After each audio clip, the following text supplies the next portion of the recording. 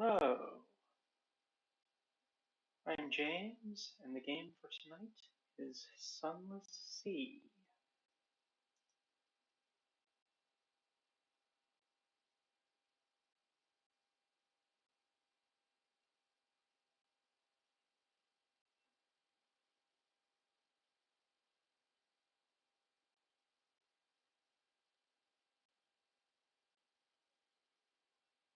Without fuel, neither your engines nor your prow pumps will function.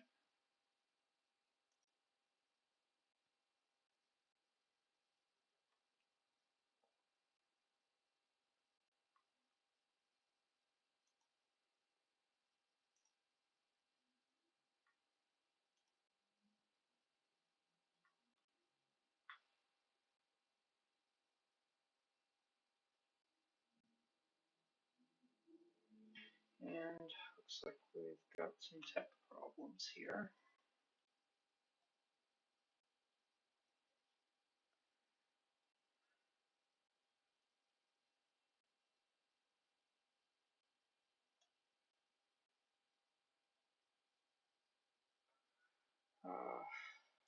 Restarting the game. Quick.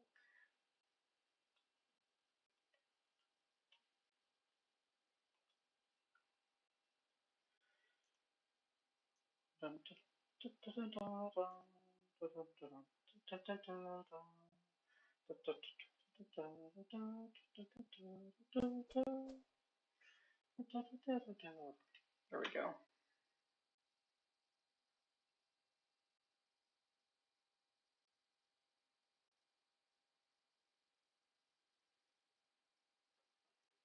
Much better. So far.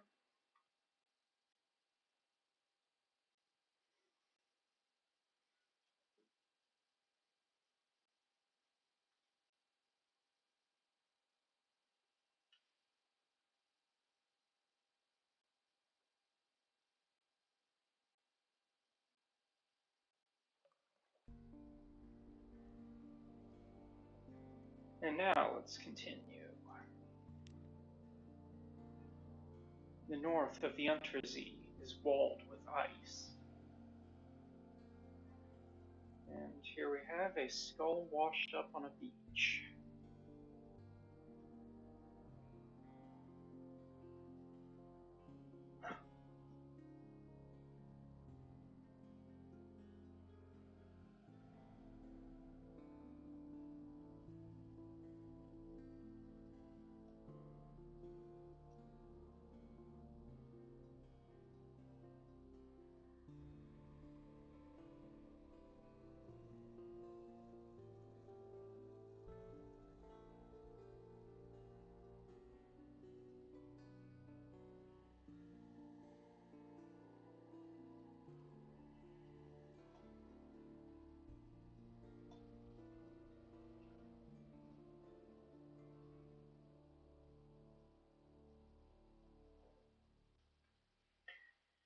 And we're waiting, and there we go.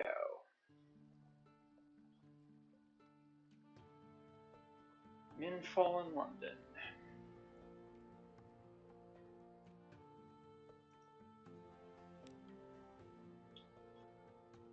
Nothing for the alarming scholar.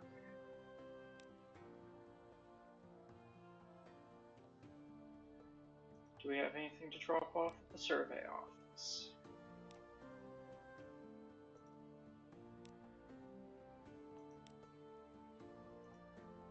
No. Must have dropped it off last time. Check the Rose Market. Nope.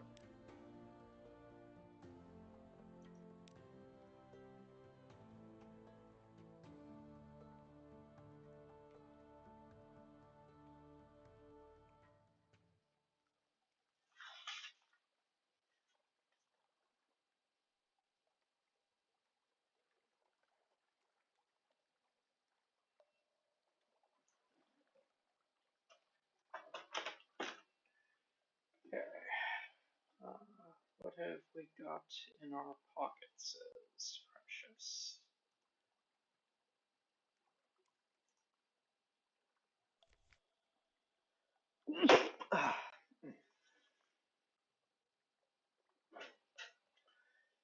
Lots of fuel, lots of supplies, a soothing Cooper long box.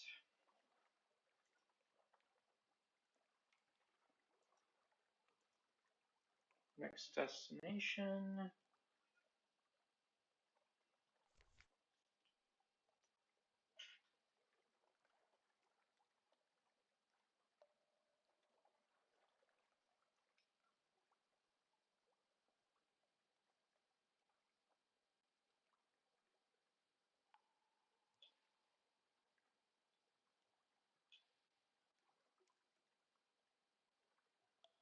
Iron and Misery, not far from home waters.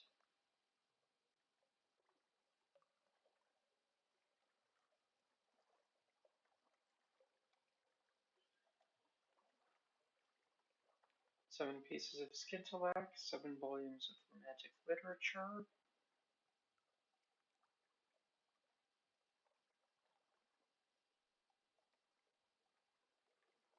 Uh,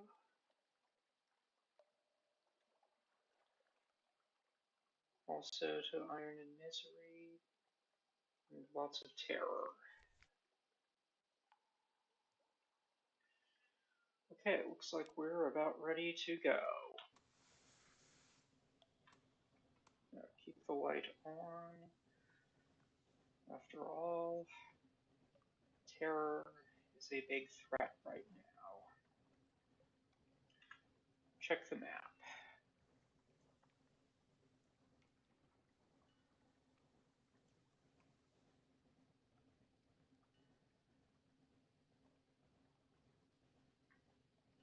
Okay, let's try a jog south.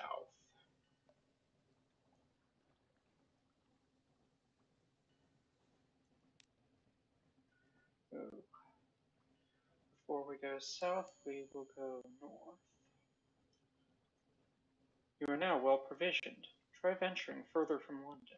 The risks are greater, but so are the rewards.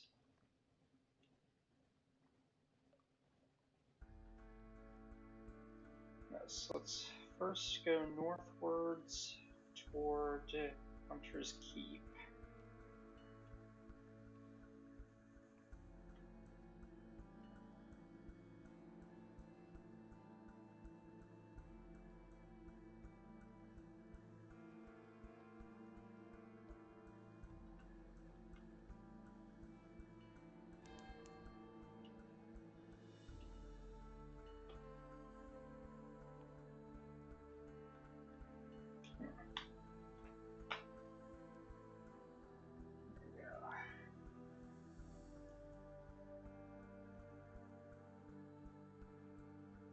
Much more responsive.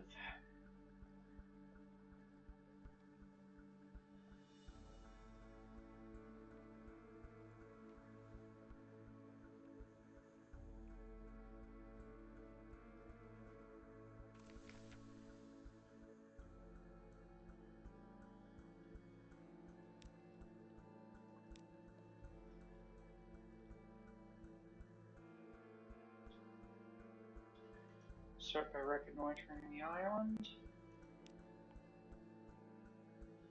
because port reports are always nice. And then, let's luncheon with Phoebe. Phoebe is soft-voiced, watchful, unpredictable. Phoebe has a story to tell of two lovers parted by water, of a raven that carried messages, of a fragment of the moon. She beats time on the table as she speaks, as if to a song only she can hear. The effect is hypnotic. Your attention drifts out through the skylight of the dining room to the false stars glittering in the roof of the cavern. You drift like a puffball spore. The Untersea shimmers below. Islands lie like mineral specimens on black velvet. Ships bob like wood chips between the islands. Vast spined things pulse in the depths. There is a scent like the scent before a storm. The storm came, says Phoebe quietly. Everything changed. Somewhere in there you finished the last course. The scowling maid reluctantly serves cheese and Bath Oliver biscuits. Okay, lost a bunch of hunger and a little bit of terror. Now have Gods of the Sea, Storm's attention.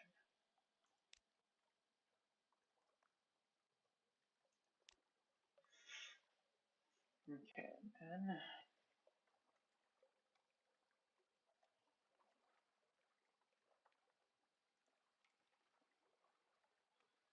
see if we can find Iron and Misery.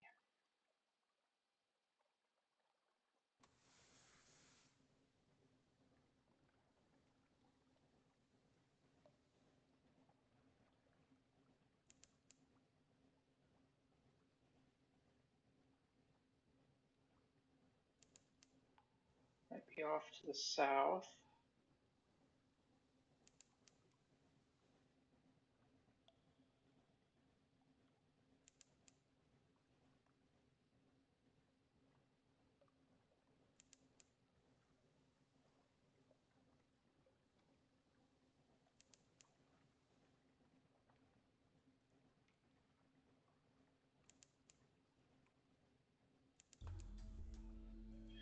Creeping tendrils of fungus, seaweed, unnameable flora. We enter the snares.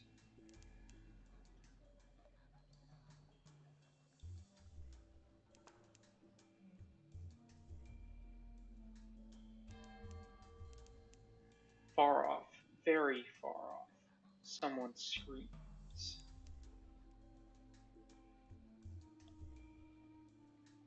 There's the labyrinth of eels.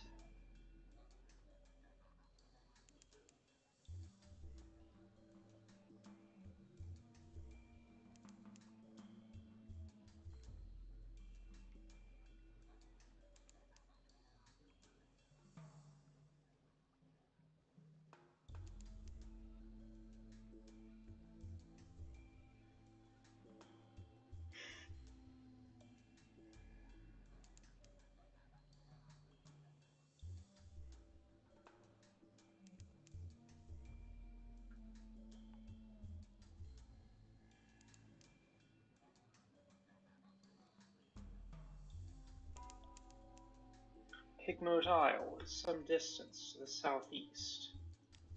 Okay, let's mark that.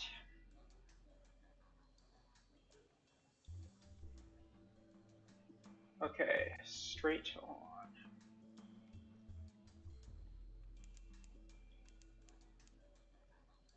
A false star flares in the cavern roof directly above you, flares and fades.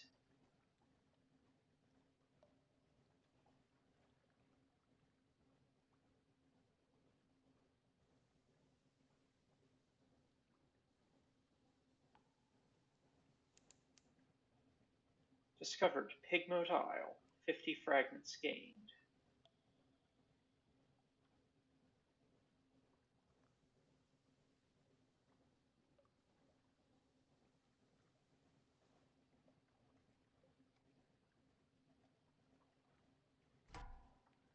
And we have been spotted.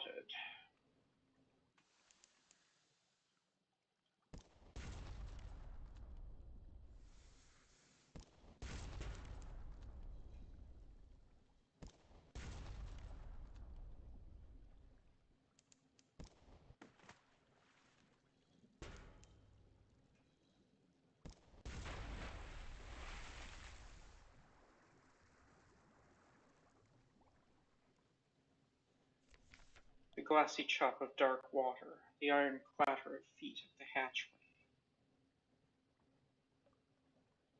Oh, and a gillyfleur from the snares. I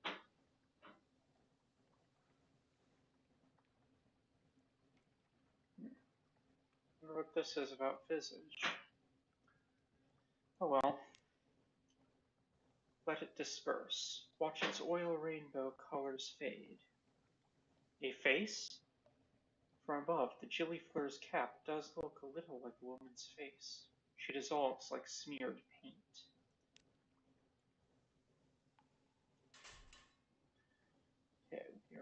clear. And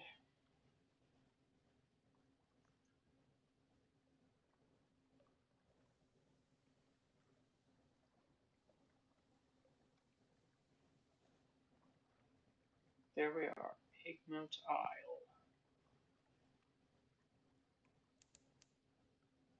Discovered Saints Haven.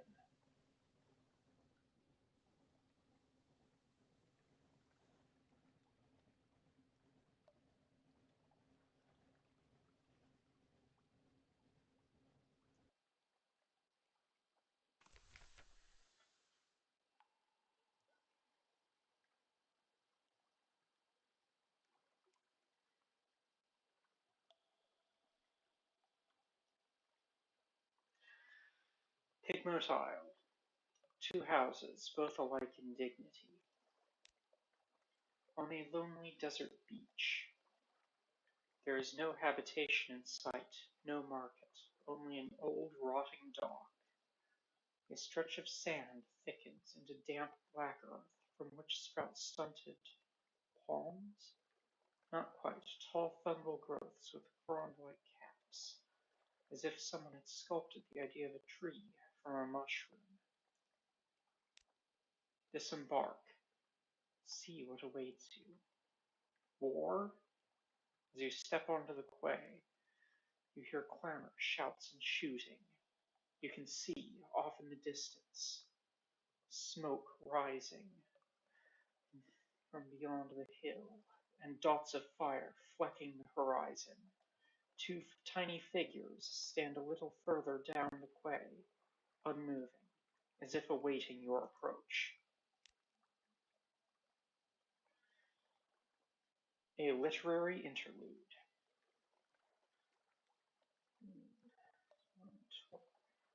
Something here.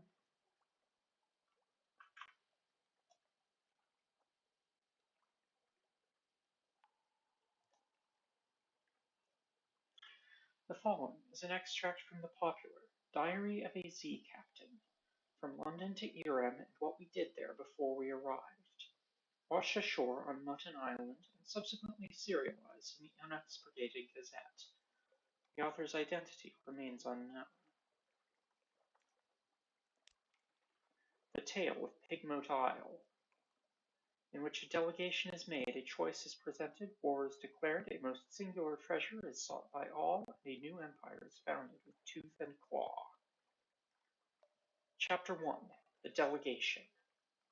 The figures were rodents. To my left was a Rattus Faber, wearing goggles, a blacksmith's apron, and an assortment of tools. To my right, an unusually large guinea pig, wearing a helmet and breastplate reminiscent of nothing so much as the high Middle Ages. The rat stepped forward first and bowed. Welcome, Captain, to Rat Star Island. I am Edgar, second chief engineer of the 3rd Rat Brigade. I invite you to avail yourself of food and fuel at our expense. The only cost to you is a choice. The rat stepped back. At precisely the same moment, with what appeared to be the ease of long habit, Guinea Pig scuttled forward and made a declamatory chirp. Welcome, Captain, to the Island Caviar. I am Augusta, Lady Augusta Deborah Swinch of the Blackwater Swinches, signature to our King Gracenar, most of his name. I invite you to avail yourself of food and fuel at our expense. The only cost to you is a choice. The two stood at attention, looking at me expectantly.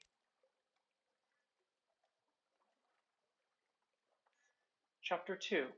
Alike in Dignity. The two remarkable rodents sat, squatted, both seeking my support. I knew I had to choose carefully.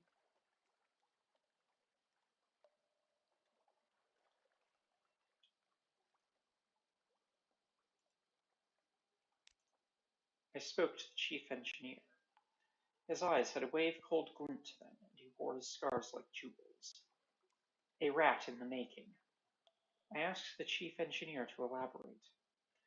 He looked at me for a long, measured moment before speaking gruffly. We came to this island to make a home for ourselves away from London, its cats and snuffers, its rat-skin suits. We came to live as citizens of our own republic. We came with our tools, our teeth, and our clever hands, and we made a beautiful city by the light of the rat star that shone bright and blue on Mount Ararat. The chief engineer nodded towards the distant hill. One day we braved the depths of the chicken woods, and from the top of Mount Ararat we plucked the rat star to be our light, our beacon. The pigs of Cavi saw the light, and they lusted for it. They sent armies to rule us and steal our star.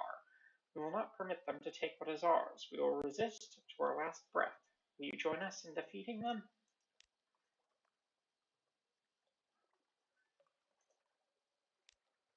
I spoke to the seneschal. How did an armored guinea pig manage to look regal? A knight out of habit. The seneschal cleared her throat, the delicacy to rival the Duchess's own before speaking. Grace not a king, my lord and sovereign, full 7 months had sojourned on the sea, conquered this land, and from the southern main, no fortress against him shall remain, no city walls be left for him to gain, save the rats that squeak behind the mountain. Unlikely was the land of our deliverance, assured shall be our glories, and therefore, no lady's eye restore be to our hall. The seneschal composed herself, then added, We saw truth and beauty by the light of Our Lady's eye on Mount Caveat, but the rats with their guns and their chatter and their peasants' politics stole it from us. We shall subjugate them and take it back. They are a rabble, and we will rule them with the steel-shod velvet of our paws. Will you join us? I had heard more than enough. I was ready to make my choice. Well, our rival sided with the chief engineer. Let's side with the seneschal. I favoured the seneschal. Was it her charm, or a fondness for London's rat-skin coats that swayed me? Perhaps a little of both. At any rate, I was keen to find out more about their civilization.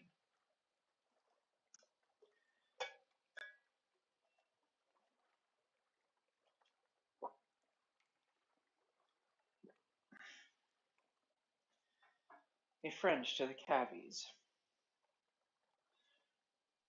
I bowed to the seneschal, who purred with pleasure while the chief engineer gnashed his teeth but kept his distance. You have chosen wisely, Captain, said the seneschal. Come, and I will explain our situation to you in greater detail. Gained 1 fuel, gained 1 supplies. Memoirs. Knight out of habit is now. You chose the Cavies.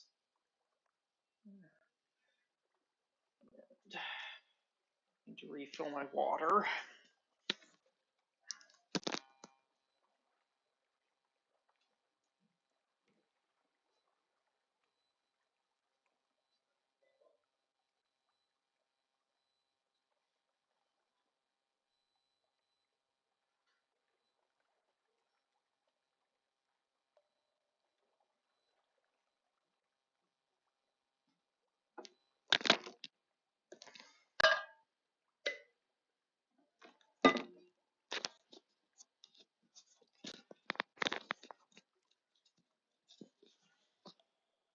The seneschal led me to the southern side of the island, skirting the chicken woods. We passed through a number of raised mounds of earth mixed with fortifying strips of mushroom flesh, which I supposed to be makeshift walls. The settlement was dazzling. This side of the island appeared to be absolutely wreathed in scintillack. The Cavies' dwelling was awash with silver phosphorescence. It was a large colony. Most notable was the steam pinnace, the impossible lamb that had run aground, from which Cavies came and went, bearing supplies. To the right of the ship, farther down the beach, a large group of Cavies lay on bundles of colorful cloth, whining and wailing as if in pain. To the left of the ship was a ramshackle tent of poles and linen, in front of which guinea pigs clashed against each other and sharpened their teeth. In the center of the village was a covered dais, veritably festooned with colorful cloth and guarded by well-decorated knights. I suspected this was where King Gracenock kept council. Be welcome, Captain, in the kingdom of Caviar, Captain of our isle, and blessed by the light of the lady's eye. The seneschal spoke solemnly, but with a hint of sadness to her words. Well, so it was, and shall be again. I must speak with our king and prepare your arrival. My page will show you the area and bring you in sight of his splendor in good time. Page? A much smaller guinea pig, its fur braided with a slender strip of parabola linen, scurried over and bowed. The seneschal took her leave. I visited the hospital. Were those guinea pigs quarantined? The Black Death. An elderly-looking cavy greeted me, eyeing me gravely. Many of us sickened during the voyage, a rotting in our teeth, a weakness in the flesh. The isle was our salvation. The stronger among us made a pilgrimage towards the pool of Our Lady's light, and then, miracle of miracles, they were cured. They bathed in her, they drank her sweet waters, and to be strong brought the weak to her in turn. Soon we were thriving again, bearing our children and raising them to love Our Lady's eye and see in it our deliverance. The elder looked sorrowfully at the sick under his care. Since the rats stole her, the sickness has returned. All this light is but a mockery of hers, and we gain from it no benefit. The only thing, the elder's eyes and voice flattened in hiss, that helps our condition is the flesh, the very hearts and livers of the rats who stole her from us.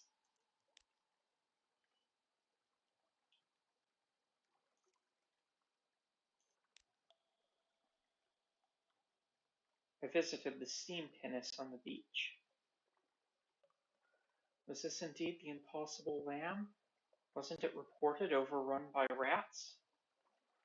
A chalky shore. The page chittered while I inspected the vessel. Rats never. The splendor of Cavy overtook this vessel. I was born here, the first native of Cavia, but all our elders remember the voyage. It was hard, they say, but we were harder. But the sea is black and unkind. We were lost in the dark for weeks, and no one speaks of those terrible times. But out of the darkness came the light of Our Lady's eye, guiding us here to our own isle. In time we will ride the waves again, perhaps once we have recovered our eye. Is it not splendid? It certainly may have been at one time, but I could see the hull had been severely damaged by the skintback reef. There was no way the Caffies could hope to repair it themselves. Whatever the page said, they were stranded here.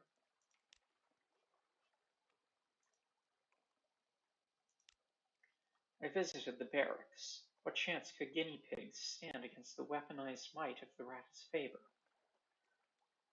Evening the odds. The page led me to the barracks, where the knights didn't deign to speak to one so undecorated as I. The page, however, was eager to answer my questions. The rats have no weapons, none to speak of. What is a gun without a bullet, a sword without a blade?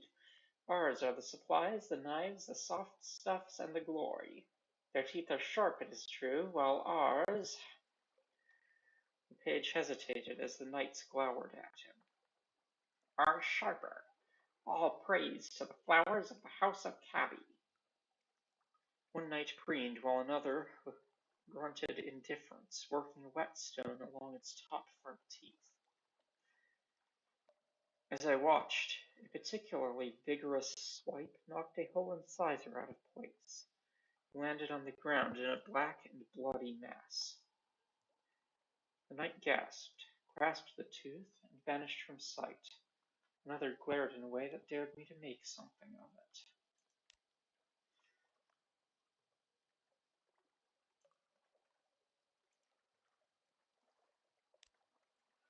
I had seen enough.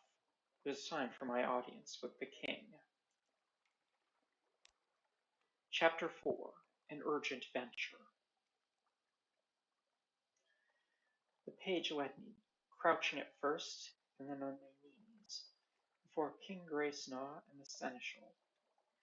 The king was the largest guinea pig I had ever seen, easily twice the size of the largest knight in his retinue. The seneschal looked positively dainty next to him.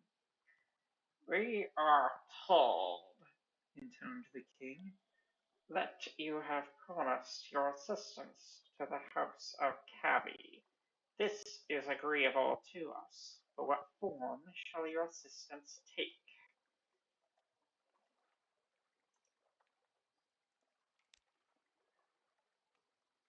I plotted to steal the eye with cunning.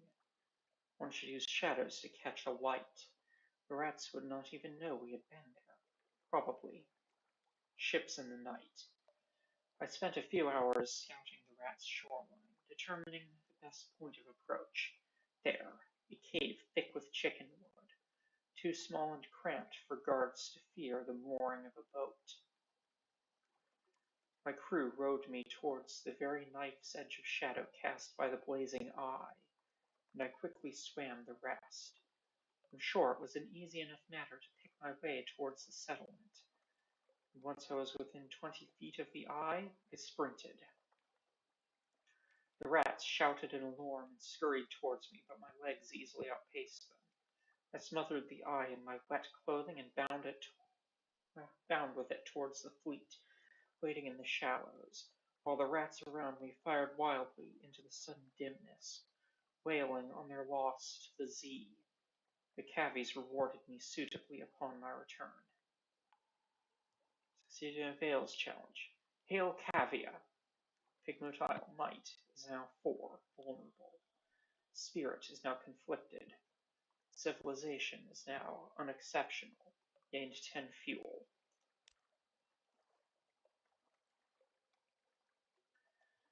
Chapter 5. A Nation Rises. The rats were defeated. Cavia was triumphant. All that remained were the celebrations and the continuation of our voyage. Oh, how we feasted long into the night. Then,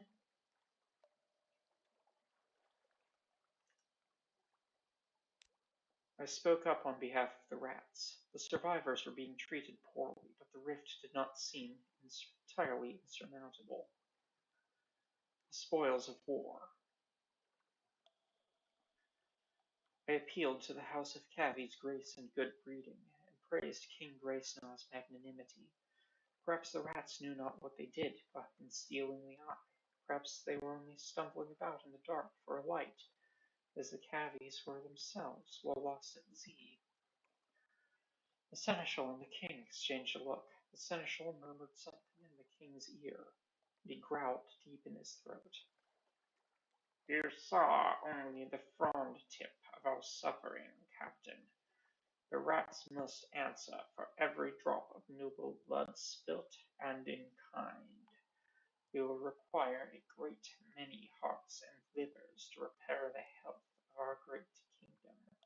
Our young shall eat their old, as is meet." The king's courtiers chittered appreciatively at his wordplay, while the knights separated the screaming young rats from the adults, who had given up trying to fight. You could not forge peace between the rats and cavies.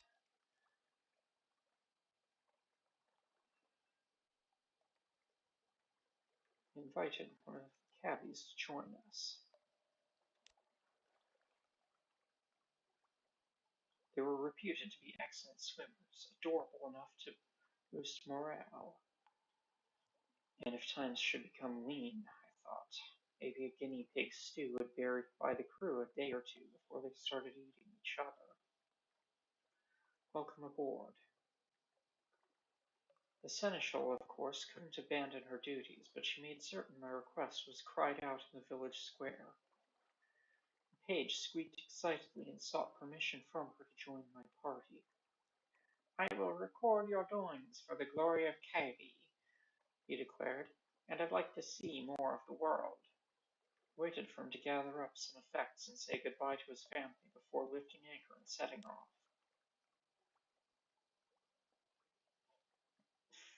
Gained a guinea page. Then the wide dark Z beckoned. We had eaten our fill, and our business was concluded. It was time to continue our voyage and see what other wonders and terrors still awaited us. The end. There, you finish your diary entry and the final morsels of delicious rat flesh. The cavies line up to salute you as you leave the victory banquet, escorting you to your ship through the foundations of their new kingdom.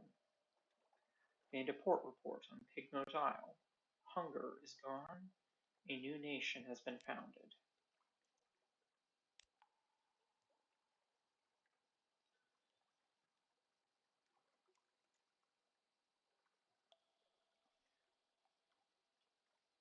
Let's visit the rat ghetto.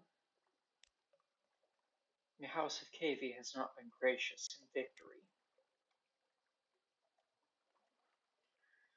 The Cavies have forced their rivals into the swamps and hold them there with a high spiked wall.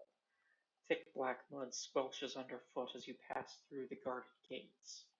Hungry eyes watch your approach.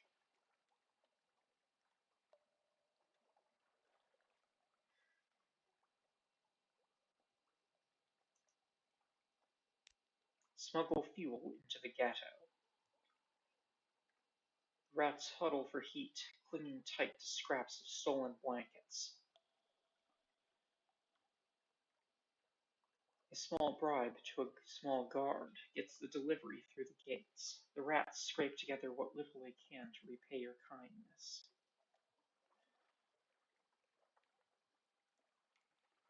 Hypnotile spirit is now argumentative. Lost 2 fuel.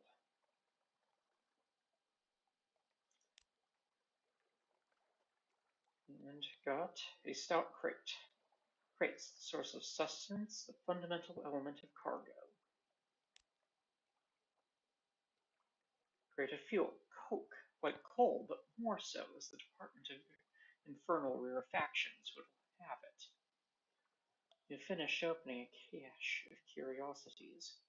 Gained 2 fuel. Got it right back.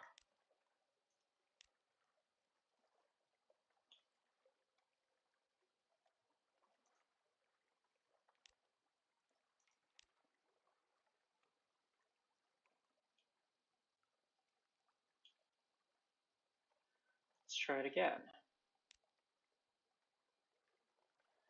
Ignotile spirit is now 5. Content.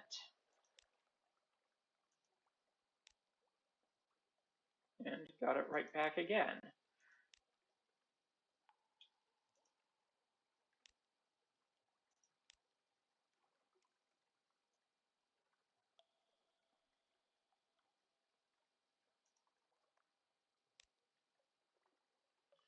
Optimistic.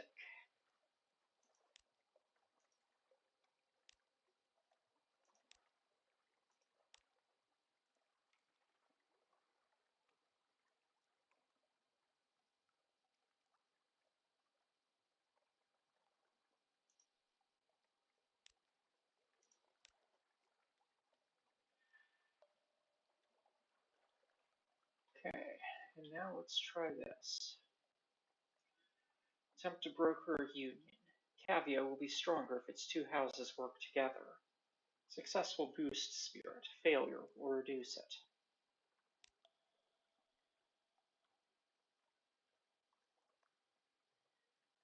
Houses divided. The rats are too angry to talk peace. The cavies simply unwilling.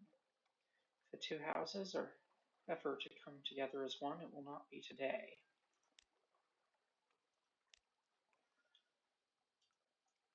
You can keep trying.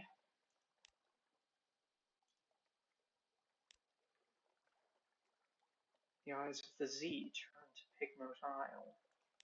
That's unsettling. A bolt of fabric. Shake out a little and let it glimmer in the light.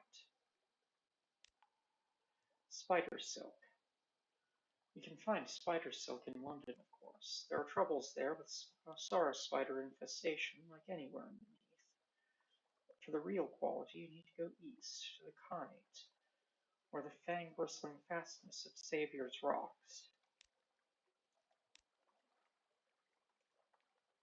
Okay, that's something to note.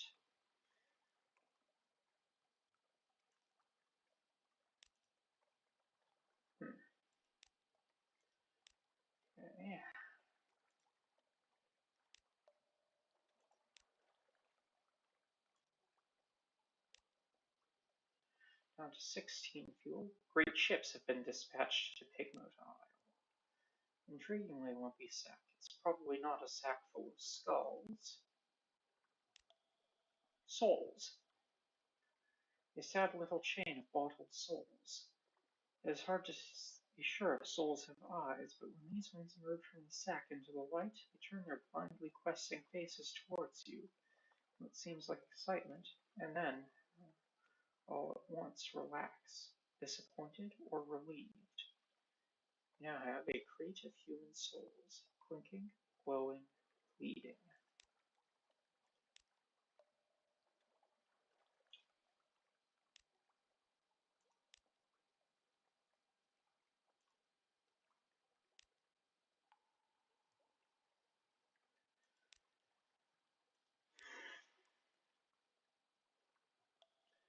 Okay, enough of that. Need to find Iron and Misery.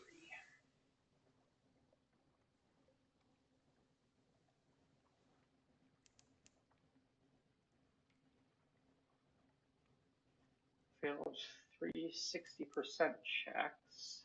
That would be what?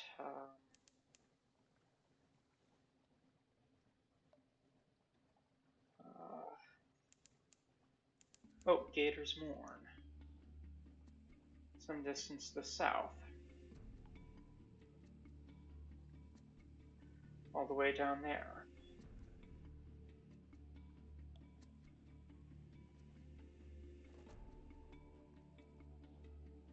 What was up here again?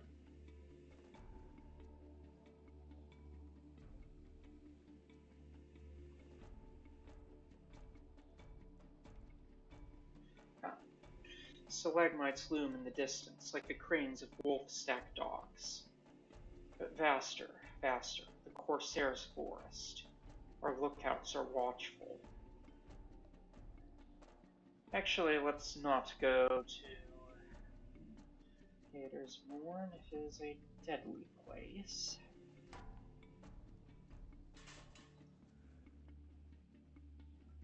Or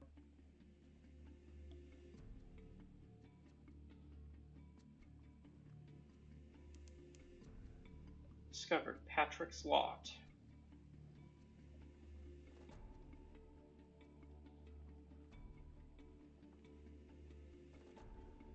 Actually, let's check this off on the map.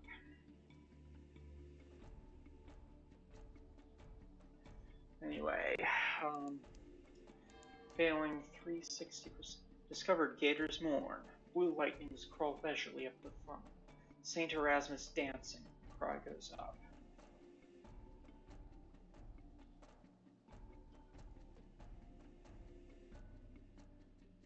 Okay, that's 4 cubed is 64 and 1,000.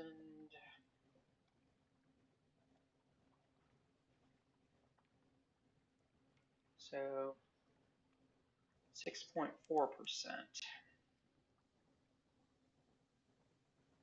Discovered Ekin Rock.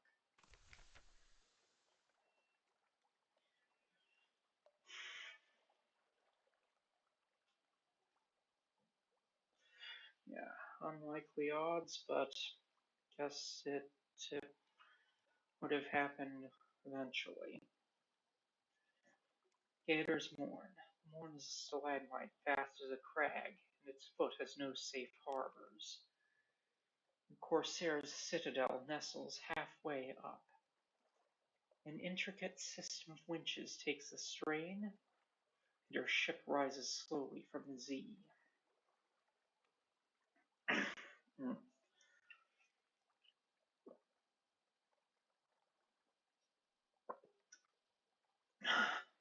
Her hull creaks in protest.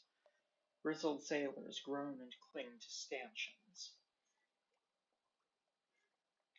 Higher, higher. Now the undersea shimmers like glass below. Children clambering in crevices cheer and wave allurringly. The winch motor slows, and you hang in a cradle next to a red-bowed pirate cutter.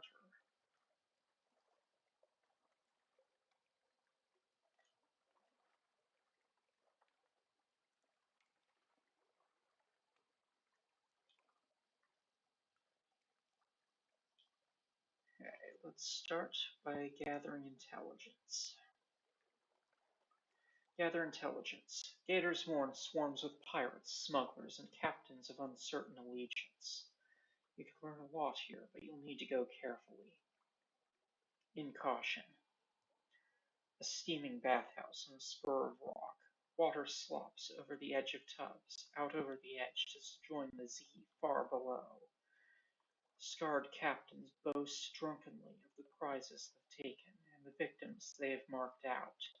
You listen from the shadows. Got a port report.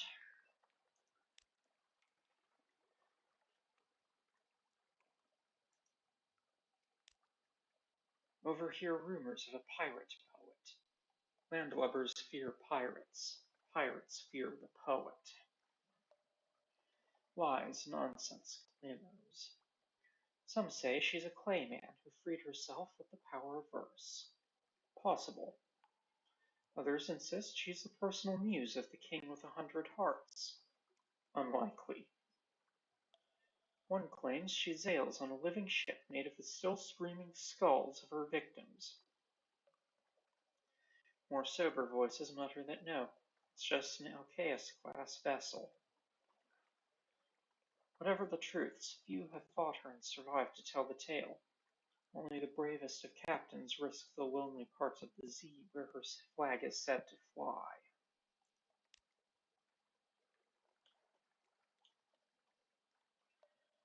Explore the Morn. There's a surprising quantity of actual landscape on the Morn. It's vertical, admittedly, but once you find the beast paths and urchin roads, you can traverse it as you would a rocky moor, with an additional throatful of lurching terror.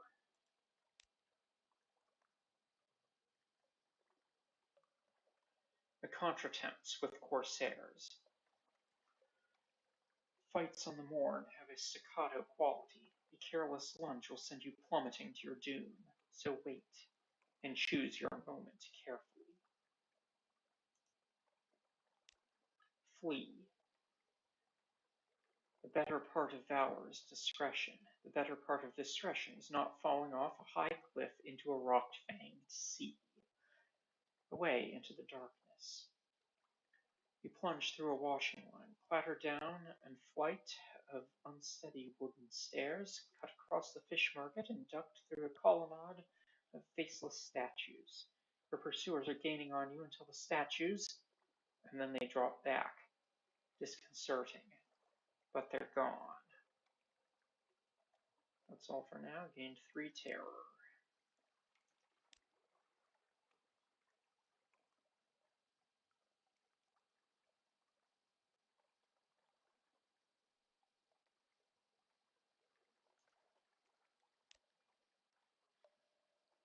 Another afternoon at the errant limpet. A drinking den by the dock cradles is a good place for your crew to find companionship and let off steam, but although Gator's Morn is a free port, the corsairs prefer their own. Look askance at respectable Londoners. Cold shoulders at the errant limpet. Conversation quietens as the drinkers look around. You've been here too long and you're attracting the wrong kind of attention. Time to move on. Gained 1 terror.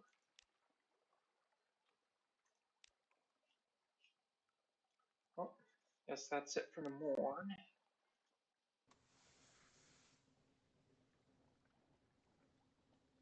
And let's see here.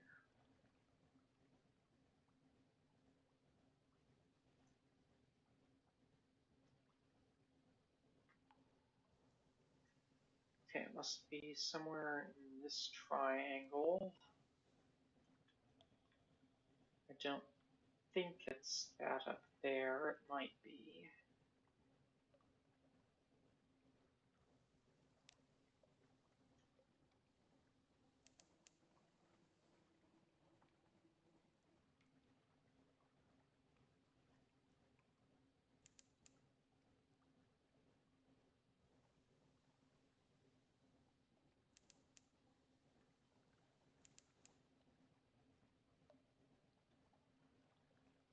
fed the crew.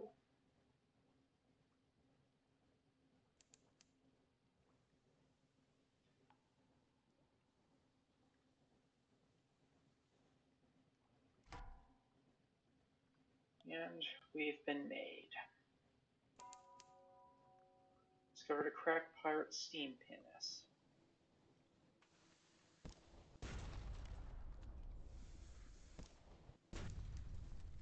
Ouch.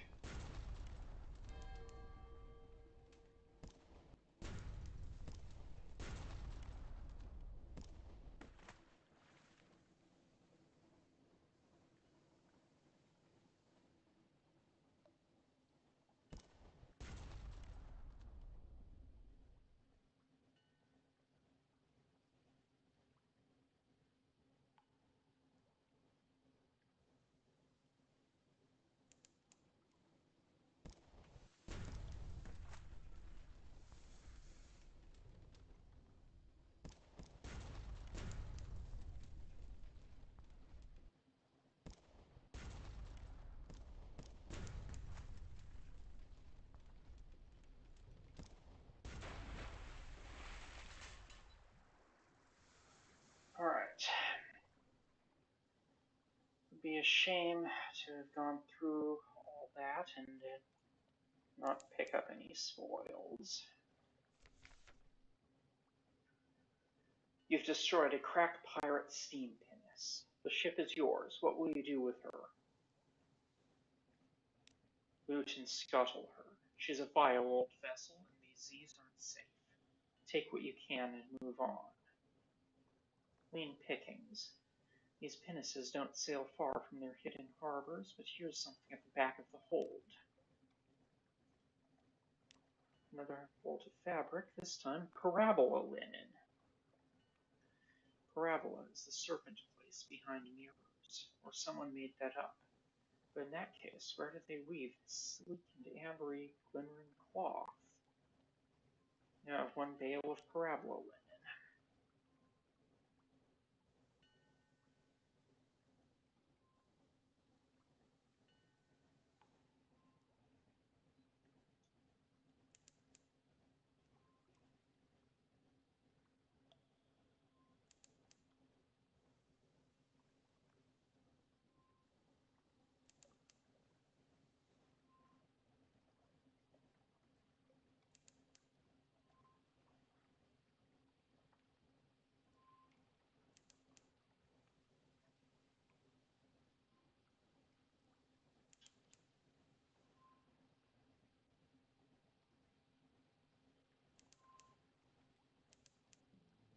Little ships throng the waters here. The crew grow wistful. They swap old stories of sunlit sea. We draw near to the Cumane Canal, the way to the surface. A soft wind from the east, the impossible scent of pine. We have entered a fog bank. Our gunners struggle to see the foe. And here we are at Mutton Island.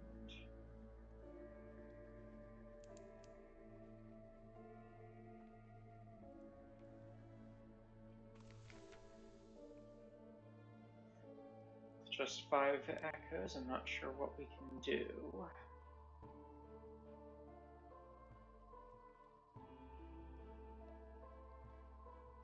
We can chat to the fishermen. They sail the Z around the island. They mend their nets by the harbor. They see all that happens here, but you'll need coin to open their mouths. Little ships and little secrets. Pirates plying the waves, smugglers at their work, conning ships putting in to resupply. Nothing dramatic, but enough to interest the Admiralty.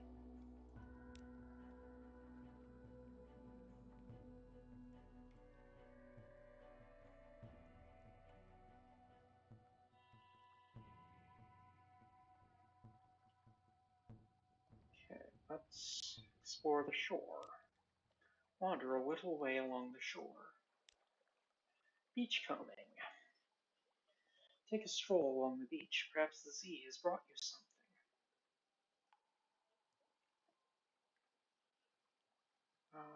Let's take a look through the remnants of a shipwreck. What's washed up here? Drums of fuel, stamped with the marks of the Royal Navy. Some naval picket met its end out here. Well, you can find a use for it. You've gained 9 fuel. New total 20. That's all for now.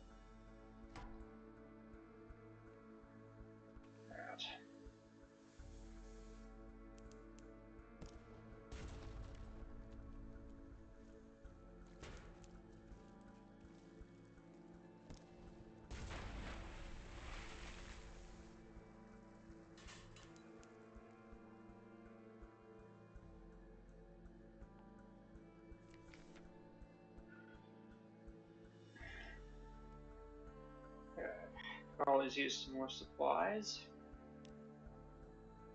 Butcher it for supplies. Pale and salty meat, the crew will feast. That glowing flesh is unstable, crisps and withers as the glow fades, so eat while it's fresh.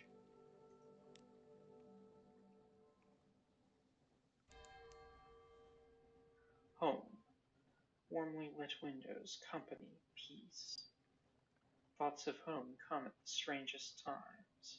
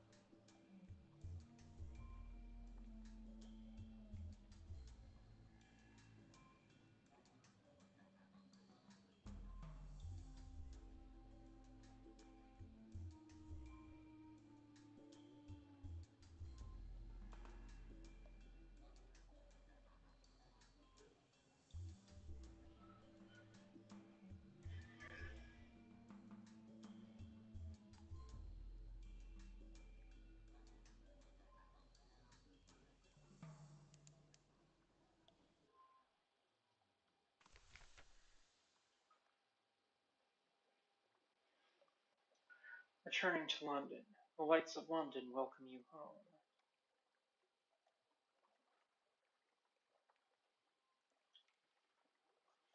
Collect messages from the harbour master. All the clatter and song of the dockside that soothes the soul. Are there messages for you?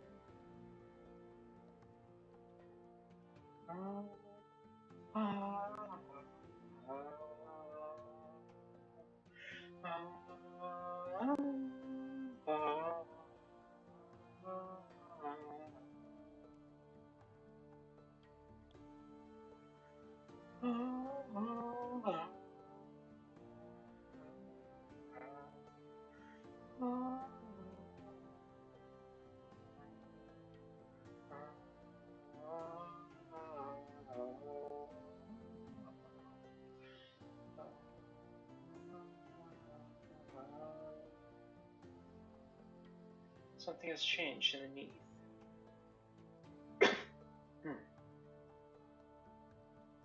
Someone wants to sign on. The blind bruiser attends to business on the dock. You got a free evening.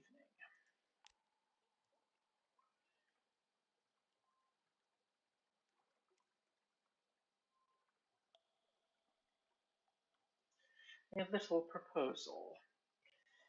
Good evening, Captain, and what a marvellous evening it is, if you don't mind my saying so, and given it is my impression you are an obliging sort, I imagine you will not mind at all. And since you are so very obliging, perhaps you wouldn't mind making a little detour via Mount Palmerston with a few articles of cargo, if you happen to be in the area. The Cherryman will of course cover your expenses for this trifling inconvenience.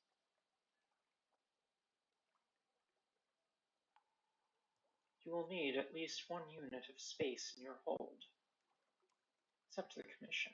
It is only, after all, a trifling inconvenience. It isn't. I don't know where Mount Palmerston is. Ask if there is another task you could perform instead. I see you are hesitant. Perhaps you find Mount Palmerston unbearable. And who could blame you? Well, if you have the vinegar, there is another matter which you might be able to assist me with. Let's try that. I think you would be very suitable for this task, very suitable indeed. You have agreed to hear the bruiser out again. Been given a task. Assignment, the last constable. You know, Captain, I must say, of all the Z captains I've met lately, it seems to me that you have a knack for sensitive matters, and you might be able to help my patron. He is an introspective gentleman, and has been reflecting on his life, and lately he has come to regret things from years past, and should like to set them right. But to do so, he needs that mistake brought home to London.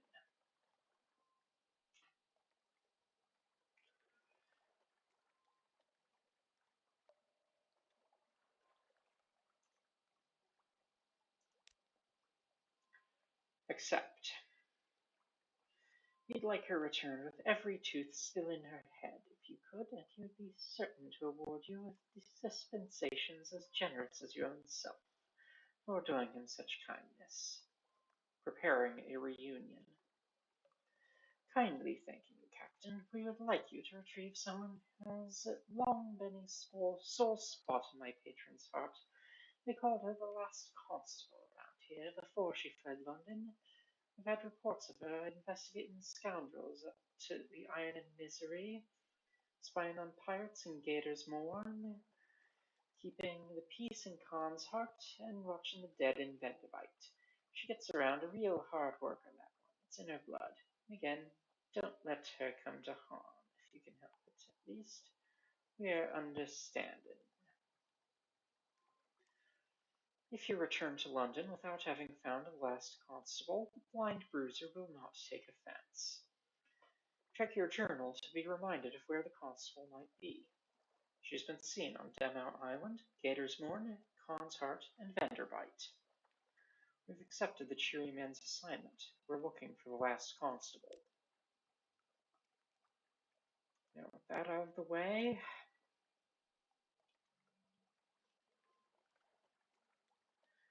let's call it for tonight and have some things to do next